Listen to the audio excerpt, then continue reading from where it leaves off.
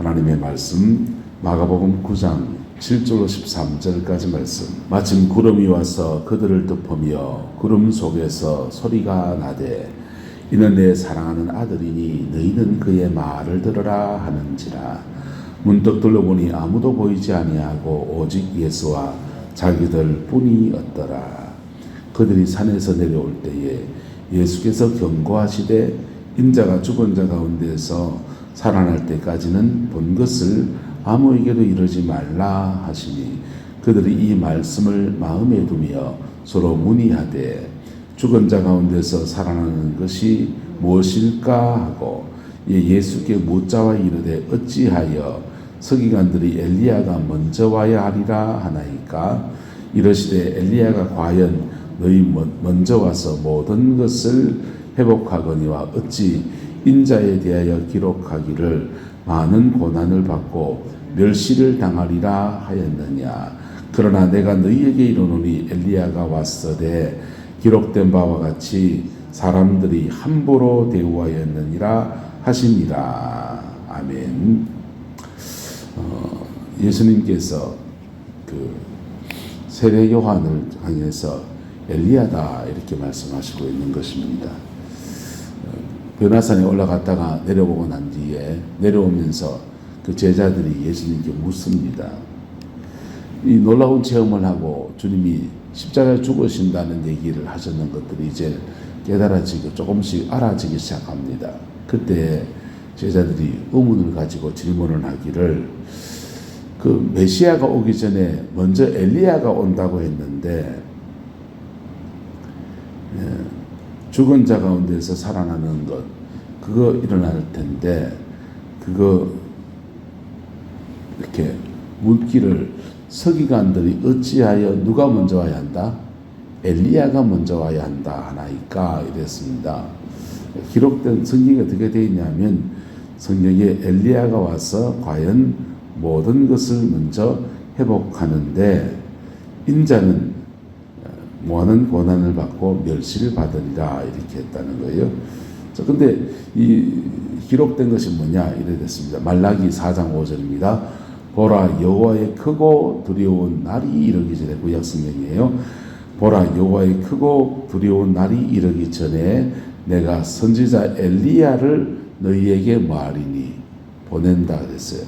선지자 엘리야를 보내는데 그가 누구의 마음을 아버지의 마음을 자녀에게로 돌이키게 하고 자녀들의 마음을 그들의 아버지에게로 돌이키게 하리라 이랬습니다.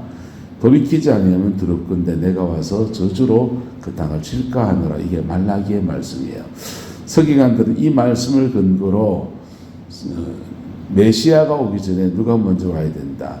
여호와의 크고 두려운 날이 이르기 전에 선지자 엘리야가 먼저 올 것이다 라고 말했다는 것입니다. 구약시대에 엘리야가 있었는데 그 엘리야 선지자가 하늘에서 불이 떨어지게 하고 놀라운 이적과 표적을 행했습니다. 그래서 그런 선지자가 먼저 와서 사람들을 회개케 하는 것. 그래서 회개하면은 아비의 마음이 어디에게로? 자녀에게로. 자녀의 마음이 누구에게로? 아비에게로. 여러분 이게 가정 회복에 굉장히 중요한 열쇠입니다. 가정 안에서 아비의 마음을 누구에게로? 자녀에게로. 자녀의 마음을 누구에게로? 아비에게로. 남편의 마음을 누구에게로? 아내에게로. 아내의 마음을 누구에게로? 남편에게로. 자, 성도들의 마음을 누구에게로? 목회자에게로. 목회자의 마음을 누구에게로? 성도들에게로. 할렐루야. 자, 되는 가정은 그런 가정이고 되는 교회는 그런 교회입니다. 온 관심이 딴 데 다가 있으면요. 남편의 관심이 온통 일에 가 있다든지 돈만 버는데 막 그런다든지 있고 집에 자린고비처럼 그런 사람도 있고 또 남편의 관심이 죄송합니다. 자기 아내하고 딴 여자들에게 다 눈 잡고 가요. 요거니까 다방이 많지 않네요. 구룡포에는 다방이 13개가 14개가 그렇습니다. 카페는 뭐 그냥 좀 건전하지만 다방은 그건 다 티켓 다방들이거든. 그래서 그 불건전한 다방도 10몇 개가 있습니다.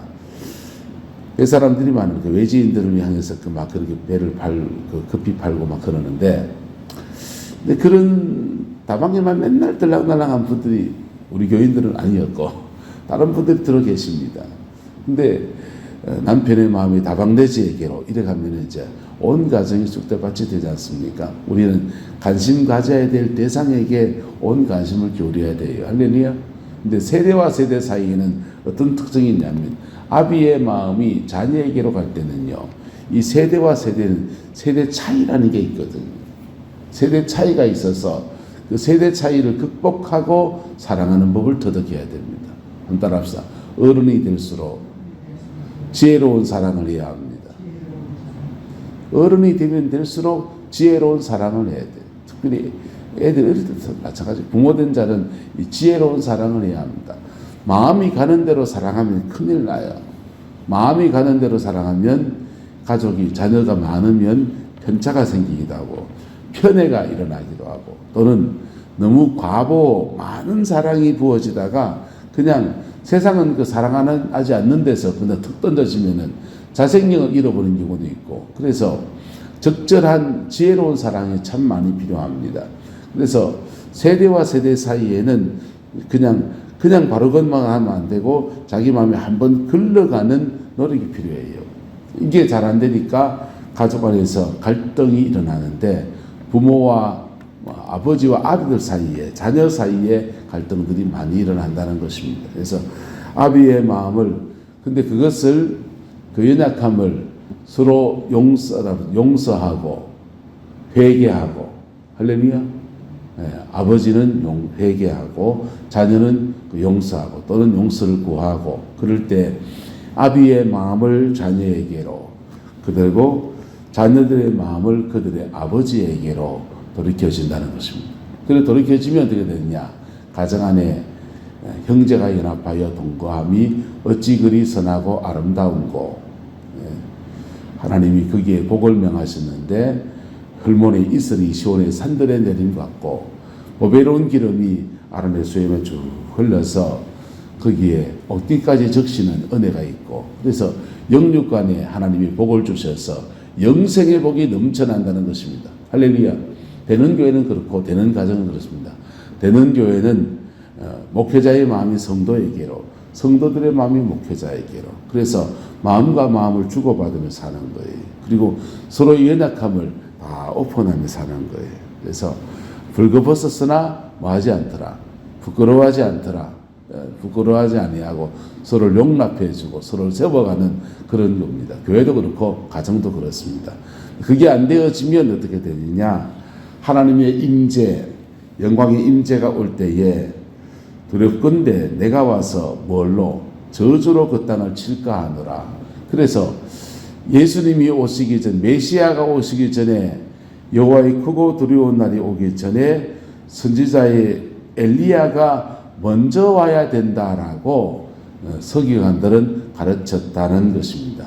주님은 이에 대해서 해석을 말씀하시기를 요한 그 세례 요한에 대해서 말씀하시기를 이렇게 말합니다. 자, 넘어가서 누가복음 7장에 주님만 말씀하신 바예요. 기록된 바 보라 내가 내 사자를 내 앞에 보내노니 그가 내 앞에서 내 길을 준비하리라는 것이 누구에 대한 말씀이라 이 사람에 대한 말씀이라 내가 너희에게 말하노니 여자가 낳은 자 중에 요한보다 큰 자가 없도다. 그러나 하나님의 나라에서는 극히 작은 자라도 그보다 크니라 했습니다.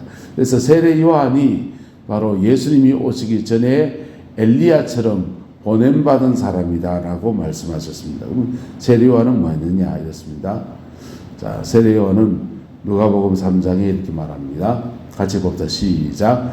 요한이 요단강 부근 각 처에 와서 죄사함을 받게 하는 회개의 세례를 전파하니 선지자 이사야의 책에 쓴 바 광야에서 외치는 자의 소리가 있어 이르되 너희는 주의 길을 준비하라 그의 오실 길을 곧게 하라 모든 골짜기가 메워지고 모든 산과 작은 산이 낮아지고 굽은 것이 곧아지고 험한 길이 평탄하여질 것이요 모든 육체가 하나님의 구원하심을 보리라 함과 같으니라. 할렐루야.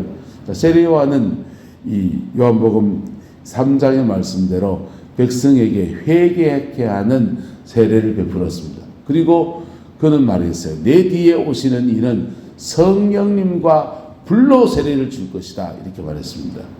회개의 세례와 성령의 세례는 같이 가는 거예요. 할렐루야. 성령의 세례 전에 뭐가 오냐? 회개의 세례가 먼저 있어야 되는 거죠. 그래서 이것을 세례요한이 이 사명을 잘 감당했는데 누가복음 7장에는 이렇게 말해요. 모든 백성과 세리들은 이미 누구의 세례를 받은지라 요한의 세례를 받은지라. 그래서 이 말씀을 듣고 하나님을 뭐라 하되 하나님은 의로우시다 하되 바리새인과 율법 교사들은 그의 세례를 뭐하지 않은지라 받지 아니하므로 그들 자신을 위한 하나님의 뜻을 뭐하셨다 저버렸다는 겁니다. 여러분, 하나님의 나라에 이루어지는 데 있어서 세례 요한은 백성을 회개케 하는 세례를 베풀었습니다. 그리고 세례 요한의 사역에 뒤이어서 엘리야처럼 먼저 오셨고 그 사역에 뒤이어서 예수님이 오셔서 성령의 역사가 막 풀어지기 시작하는 거예요. 그래서 회개한 사람들은 그 말씀을 듣고 깨닫고 그 말씀을 받아들였는데 바리새인들과 율법교사 서기관들은 그의 세례 요한의 세례를 받지 아니하므로 하나님 자기 자신을 위한 하나님의 뜻을 스스로 저버렸다라고 하는 것입니다. 여러분, 우리가 알아야 됩니다. 성경을 많이 아는 것은 대단히 중요합니다. 지식적으로 많이 아는 것도 참 중요합니다. 바리새인들과 서기관들은 성경을 많이 아는 사람이었어요. 많이 배운 사람이었습니다. 그런데 이 말씀을 아는데 끝나면 안 돼요. 이 말씀을 붙들고 살아야 돼요. 또는 이 말씀에 비춰봤더니 내가 잘못된 것 있으면 아이쿠 내가 뭐 해야 되는구나 회개해야 되는구나. 그럴 때 지금 세례 요한이 와서 세례를 베풀진 않아요.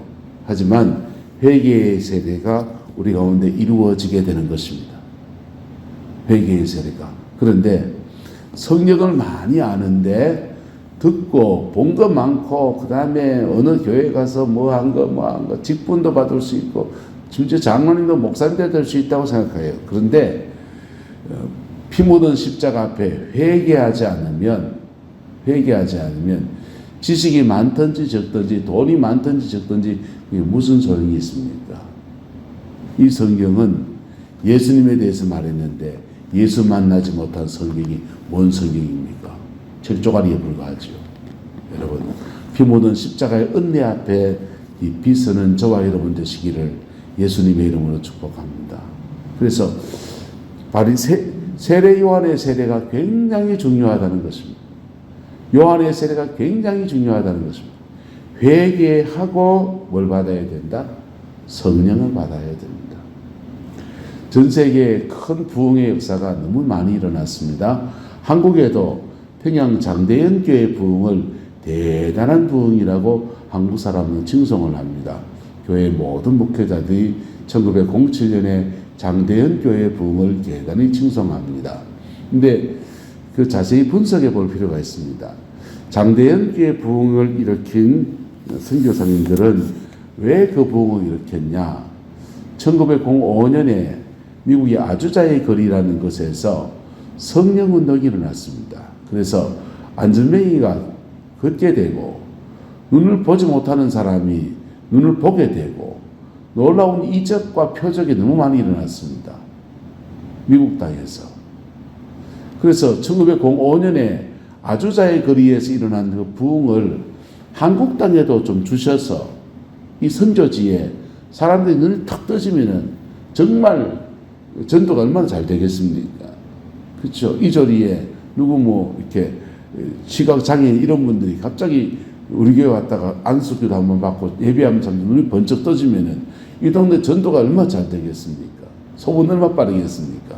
그런데 그걸 기도하면서 하나님 미국 땅에도 그런 놀라운 은혜를 주셨는데 이 조선 땅에도 좀 주시길 소망합니다 하면서 1905년에 원산감리교회라는 곳에서 선교사님들이 모여서 기도하면서 성령의 역사가 확 시작이 된 거예요. 그리고는 그 부흥이 옆에 장대현 교회 옮겨 붙어서 같이 이제 평신도들과 기도한 거는 장대현 교회고, 목회자와 선교사들이 기도한 데는 원산감리교회입니다. 근데 그렇게 기도하면서 일어나기를 소망했던 것은 성령의 놀라운 역사가 일어나는 그 놀라운 부흥의 역사였어요.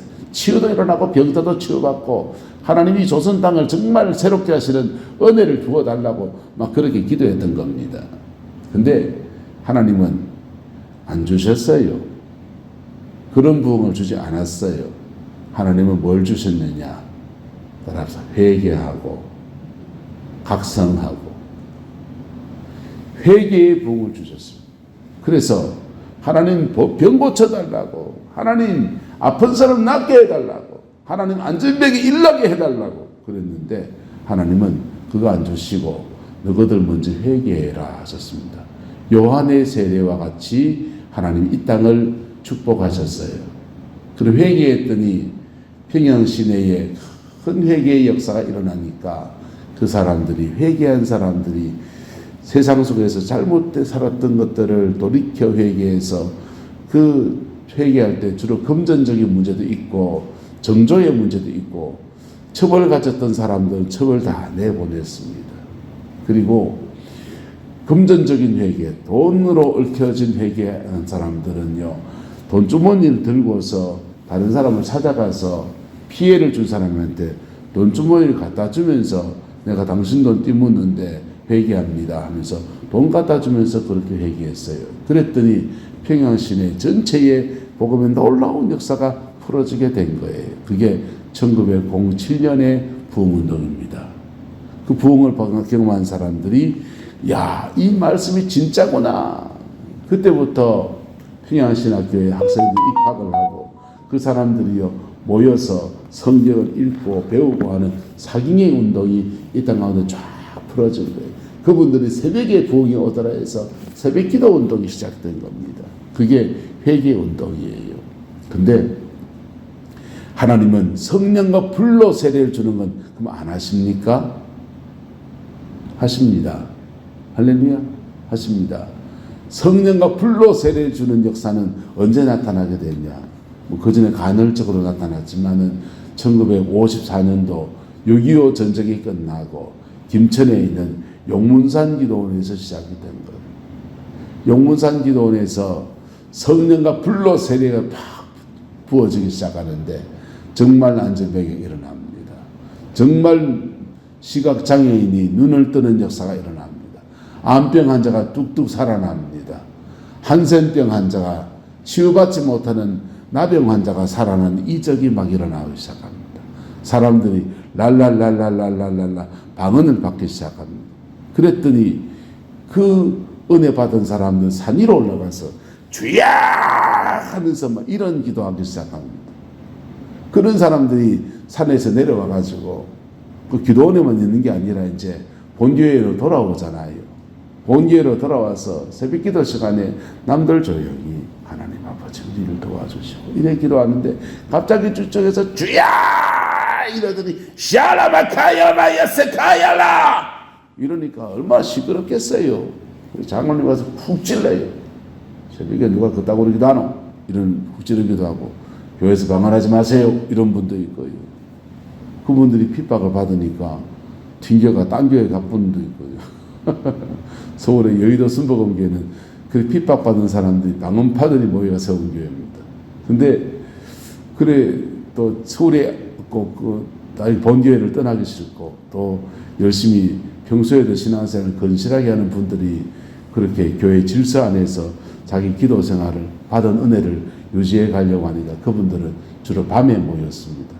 밤에 모여가지고 새벽 기도 때는 조용히 주여 이래 기도하고 밤 되면 샤라마카야라 파야파 야샤야카 뭐 이런 기도를 하면서 밤새 부르짖어 기도하고 그래 기도하는 사람들이 새벽녘에 되면은 다들 조용히 주여 앉아가지고 주여 하나님 우리를 도와주시고 주여 우리 목사님 축복해 주시고 이런 거는 밤새 성도들 이어서 막 기도를 해놓으니까 기도가 막 이렇게 분위기, 영적 분위기가 쌓여지니까 목사님이 와서 설교하면 설교가 얼마나 잘 되는지.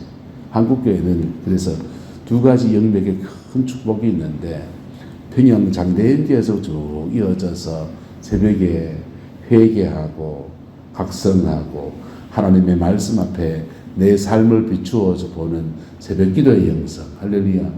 너무 귀하죠. 그리고 밤에 모여서 철야하는 사람들이 주여 샤카이바시카 이런 방언 기도하는 은사 기도 영성, 성령과 불로 세례를 받는 영성, 이 두 가지 영성이 한국교회에 이렇게 어우러진 거예요. 할렐루야. 그랬더니 그 기도가 쌓였더니요, 이 두 가지 기도가 이렇게 덜씨가 날씨처럼 이렇게 풀어졌더니 한국교회는 말씀도 강하고 성령의 은사도 강한 그런 교회가 되었고요. 그 기도가 밑거름이 돼서 이렇게 쌓여졌더니 이 땅에 하나님이 축복하셔서 대한민국 마을마다 예배당이 없는 데가 없고, 그리고 아시아권 안에서 제일 처음으로 부흥이 일어난 나라였습니다. 그리고 경제적으로 축복하셔서 이민족은 세 가지 축복을 다 받았는데요. 따라합시다. 복음화, 산업화, 민주화, 이 세 가지 축복을 다 받았어요. 그래서 경제적으로도 풍요하고 그 다음에 사람의 인권도 존중되는 아름다운 은혜를 잊게 되었습니다. 너무 감사하잖아요. 하나님이 하시는 일이지요. 자, 오늘 세례 요한의 세례가 우리한테 필요합니다. 회개와 각성의 영성이에요. 기도할 때 하나님 나는 이거 잘못했습니다. 이렇게 시작하는 겁니다. 뭐 회개 영임하면 회개하겠지. 그럴 수 있어요. 근데 내가 아는 것부터 회개하는 겁니다. 하나님, 아내한테 함부로 말한 것을 용서해 주십시오. 아들 키울 때 내가 뭐 잘 몰라가지고 그냥 이놈 저놈 하면서 막 함부로 대하고, 그리고 소새끼 말새끼 욕하며 키우는 거 용서해 주십시오. 그리고 아비로서 어미로서 참 하나님의 앞에서 이렇게 하나님 앞에 세상 앞에서 교육하고 할 때 제대로 뒷바라지 못한 거 있으면 그런 거 용서해 주십시오. 내가 아는 거 회개하는 겁니다. 형제간에 동기간에 이 동네 사람들 속에서 나는 하나님 아버지 이거 참 부족한 것 같습니다. 그런 거 회개하는 겁니다. 그럴 때 성령이 우리의 심령 안에 더 깊은 회개를 끌어주시면 성령이 끄시는 회개로 넘어갑니다. 성령이 끄시는 회개로 넘어가면 자꾸 자기 죄가 떠올라요. 생각하지 못한 데가 떠올라서 꼬리에 끓임으로 계속 나옵니다. 그거 회개 쭉 하다 보면요, 이상하게 눈물도 쭉 나고 콧물도 쭉 나고 침물도 쭉 흘릴 수 있습니다. 그럴 때 영혼을 정결케 하시는 은혜가 임합니다. 할렐루야. 영혼이 정결해지면 누가 임하시고? 성령이 임하시고, 성령이 임하시면 우리 안에서 방언도 열리기도 하고 성령의 은사가 열리기도 하지만은 먼저는 우리를 온전하게 하셔요. 우리의 몸과 마음과 영혼을 온전하게 하십니다. 할렐루야. 그래서 몸과 마음과 영혼을 온전하게 하셔서 새롭게 하십니다. 정결케 하십니다. 그래서 정결케 하실 때 영혼의 정결과 함께 육체의 질병도 치료하시는 은혜들이 그렇게 부러지는 거예요. 노화도 늦어집니다. 노화도 늦어집니다. 모세는 하나님 앞에 돌아가실 때까지 눈도 기력도 쇠하지 않았다 그랬어요. 돌아가실 이유가 없는데 하나님 사명 끝났으니까 데려가신 거예요. 그럼 노화도 늦어져요. 이 강건함의 은혜가 하나님의 성령의 두 가지 세례, 따라합시다. 회개의 세례, 성령의 세례, 회개의 세례와 불세례가 함께 우리 교회 안에 풀어지기를 축복하고, 두 분 우리 집사님 안에서 이루어져서 성령 안에서 남은 인생 복으로 사는 역사가 있게 되기를 예수 이름으로 축복합니다. 기도하겠습니다. 좋으신 아버지 하나님, 주님의 은혜와 사랑을 감사합니다. 회개의 세례, 성령의 세례 우리 가운데 허락하여 주시고 겸비하게 주의 말씀 앞에 머물러서는 은혜가 있게 우리 하나님 축복하여 주옵소서. 여호와께서 함께해 주시기 원합니다. 오늘 이 하루도 하나님의 은혜로 복으로 살게 축복하여 주옵소서. 예수님 이름으로 축복하며 기도드리옵나이다. 아멘.